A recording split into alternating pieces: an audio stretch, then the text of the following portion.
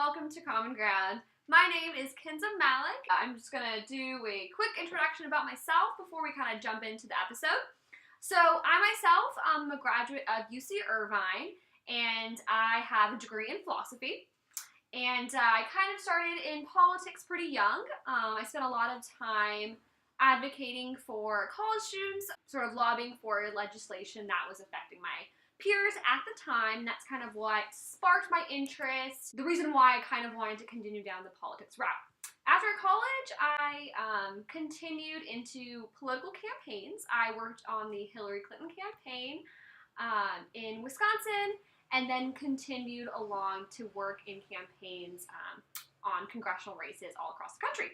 So here we are right now to again continue down that kind of route and have a intriguing conversation. And so our first guest is the amazing and incredible Jocelyn Sumero. Too kind. Thank you. Welcome. Thank you for having me. Of course. Jocelyn is also a UC alum, just like myself and Gustavo. Yes, sir. So Jocelyn went to UC Davis, and he got a degree in neurobiology and a minor in global international studies. So that will help us in this sort of realm of conversation. Yes. And I worked with you alongside in community colleges. Yeah, exactly. We did a lot of activism together. We did. I think we bonded so much. Agreed, yeah.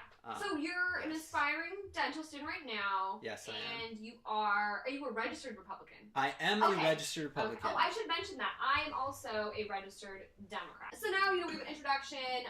One thing I always want to kind of learn more about our guests is, and I think this is one thing we wouldn't really necessarily know about our friends, is what is their parents' political background. Interesting. So my parents are extremely liberal, and of course they definitely heavily influenced my beliefs and kind of have made me into the monster that I am, which I'm sure you would agree with on that statement. Yes. Definitely. But yeah, so in political science classes, they often say that people's political beliefs are heavily influenced by their parents and Absolutely. what they've learned in the house. So what about you? Let's learn about your parents. And so my parents, well, you have to realize that they come from a very conservative background, religiously speaking. Right. Yeah. Right. And not only that, but even culturally speaking. Yeah, they come from a very conservative background. They grew up in Pakistan. And as liberal as they are, they're Democrats. They can be very apolitical here in this country. Definitely. Which, I've always been a critique of them in that regard. And, they do have their views, but they're more on the spiritual aspect of things. Okay, right. So when it comes down to the politics, if it affects them, then they'll, obviously they'll make their voices heard. My mom voted in the last election. My dad voted in the last election, which was great. Like, I was sad. I would have been very sad if they didn't at least participate in that aspect of our beautiful union. But in regards to as if I were to compare them to your parents, they're not like to that level. And I think a large part of that has to be played with my entire family is kind of scattered throughout the United States. When they were all closer together back in the 90s, I saw more of a political family.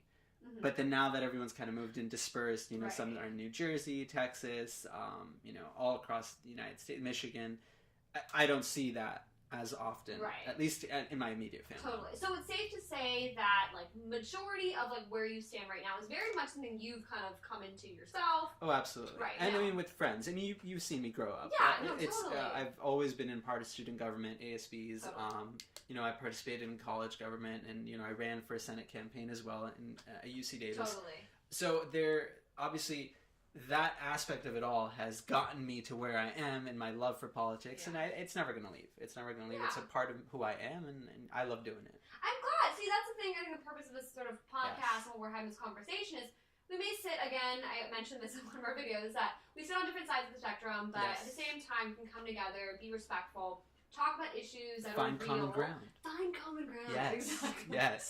And that's what we're doing here. Absolutely. And we're good friends, and we will leave here being good friends. I hope so. Learn more about each other, about the topics that we're talking about, which is so important. Awesome. So that was great and very helpful to give everyone a little bit of background on where we're coming from and our opinions and how we're forming these opinions. So Three kind of main topics that I do want to mention that will help the flow of our conversation and lead us throughout this podcast for today is our topic today is sexual harassment and sexual assault happening. It's a big thing in the media right now, very much big in politics and in pop culture as well. Mm-hmm. And so we're going to talk about Hollywood and what's happening there with the Harvey Weinstein. Weinstein. Yes, Weinstein, you know. And then we're going to kind of cross over to politics and what's happening, you know, with both sides, both Republicans and Democrats. It's a big thing happening right now. Absolutely. And the conversations they're having. And then hopefully kind of touch upon the times of the year and silence breakers. Silence bakers. Yes. Silence. Oh my god. Bakers. Bakers. Silence bakers. That's exactly They're silently baking. That is why they have won. Oh god. Time People of the Year. Really. So the silence breakers. Must have been all those cupcakes. Oh god.